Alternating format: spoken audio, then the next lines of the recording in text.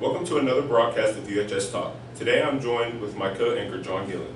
The Go Party will be Thursday, March 24th from 7 to 10 p.m. at the Park Inn. Tickets are on sale in the cafeteria. Permission forms are available from Mrs. Howard and Mrs. Smith. All students' holds must be cleared before purchasing a dance ticket. Congratulations to Elizabeth Klingensmith and Jonathan Sharp for making it to state qualifiers. John will be swimming the 50-meter free and 100-meter free. Elizabeth will be swimming the 100-meter fly. Good luck to both swimmers. Tickets for The Little Mermaid are now on sale. The musical will be held on March 17th, 18th, and 19th, beginning at 7 p.m. Ask a musical number for more details. Mandatory track practice is now underway. The first scrimmage will be held next Tuesday. If anyone is still considering running track, be sure to see Coach Piccolomini or Coach Girard for more information. Several students from Mrs. Howard's Honors Civics class participated in one-on-one debate. Following is a preview of the debate. As all Americans may know, our country is a country revolved around digital advances, social media, and technological pleasures.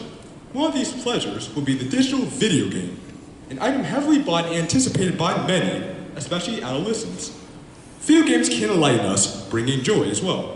Sadly, video games are also said to bring chaos upon us, in reality by many.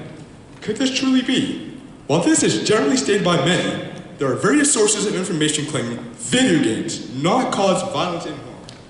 42% of Americans play video games on a regular basis, and 71% of those games contain at least mild violence. So it should come as no surprise to hear about all the violence in the real world these virtual realities lead to. Not only do they open a road of guns and blood to their players, but they also affect their personalities, making the players more aggressive, less empathetic, and prone to showing less self-control. Violent video games also inspire people to perform similar devastating crimes as those that can be found in the game. Two stepbrothers cited Grand Theft Auto 3 as their motivator when they shot and killed one person and injured another. If the game itself doesn't encourage violence, then the other players do. I think that capital punishment should be abolished. You may think, well, if someone kills another human being, they should be killed, and I do agree with that. But I think there are better means to doing this than just killing someone. First of all, it would be better to just give them life in prison without parole or probation, and this will ensure that the criminal will not get off easy for their crime by just being killed quickly and easily. Also, killing someone just to avenge someone else's death doesn't resolve any problems. It doesn't give the family closure, and it doesn't bring someone back from the dead. Knowing that the criminal will suffer and deal with the guilt of their crime for the rest of their life is more satisfying than just having them be killed. It also costs millions of dollars to fund capital punishment, and the country is already in trillions of dollars in debt. And there are many other important things that we need to do with our funds than to use our money to kill criminals. I'm strongly against the banning of the death penalty. I think that the 1,188 people that were executed from 1977 to 2009 by lethal injection deserved it. I believe in the eye for the eye. They are only killed because of murders, treason, and espionage. The treason is betrayal of the country, which, in my point, I think that they deserve to die.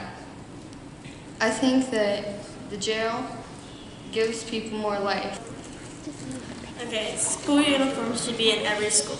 If students are wearing school uniforms, the school doesn't have to worry about them wearing gang symbols or inappropriate revealing clothes. If there would be school uniforms, students would not look at each other and be jealous or judgy on who has nicer clothes. This would be reduced the physical and distance between the variation and economy classes of the students in school. The parents would most likely be able to save money on the clothes because their children would not need so many different outfits for school. I would like everyone to close their eyes for a few seconds. Now imagine a world where everybody's the same. No diversity, no creativity, no individuality. Now open your eyes. That is how it is in schools where uniforms are mandated.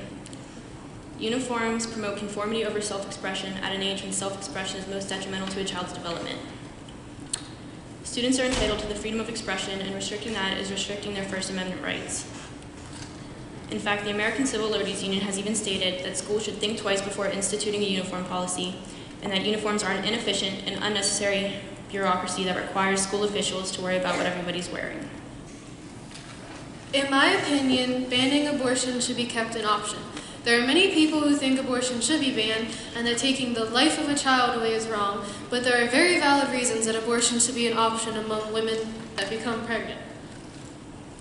One very important reason that everybody seems to overlook is what if a woman is raped and becomes pregnant with her assaulter's child?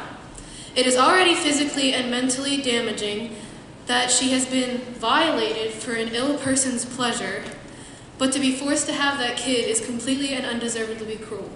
So, ever since the legalization of abortion came around in 1973, over 57 million unborn babies have been killed. That is basically saying that more than the population of Spain has been killed off through abortion. And that's about 155 babies dead per hour, 1 every 24 seconds. And that's like saying, by the time I'm done giving this speech, 4 to 5 more innocent lives are gone. Many people say that unborn babies aren't living, but technically a living person begins to exist at the moment of conception. And the US government considers unborn babies actual human living beings. 1954, President Eisenhower added the words "under God" to the Pledge of Allegiance. Before this edition, the pledge did not contain anything relating to religion. This phrase was added to represent our country as an anti-communist nation, as communism was starting to take over parts of the world. Congress thought that adding these words would differentiate our country from the Soviets, who were considered godless. This phrase should be taken out, since not everybody in the United States believes in God or a God. Our country should be represented by a pledge that demonstrates a national religion when the First Amendment of our Constitution prohibits just that. Our country was not formed on religion like everybody believes. Our country broke free from a national religion when we got our independence from Britain. This pledge goes against our own Constitution, which is why I believe this phrase should be taken out. Today in America, 80% of U.S. citizens think that under God should remain the Pledge of Allegiance. The United States was founded by men of great faith believing in the religion of Judeo-Christian. So frankly, the phrase "under God" wasn't meant to be religious. It was meant to inform everyone that the United States was founded by the men who were strong in faith and founded the country under God. In addition, if it was meant to be said religiously, it isn't defining which God. It isn't saying under Allah. It's not defining whose God. It's just stating under any God. From the day you begin kindergarten to when you graduate, you hear the words "under God" approximately 2,320 times. Studies estimate that you hear about 30,000 words in just one day. 2,320 words is nothing compared to how many words you can possibly hear in a day. Also, I completely understand that church and state are supposed to be separated, but this is a pledge to our country. It's not a pledge to God. The Pledge of Allegiance is said every morning before school begins to say a pledge to our amazing country that allows us, for the most part, to be free.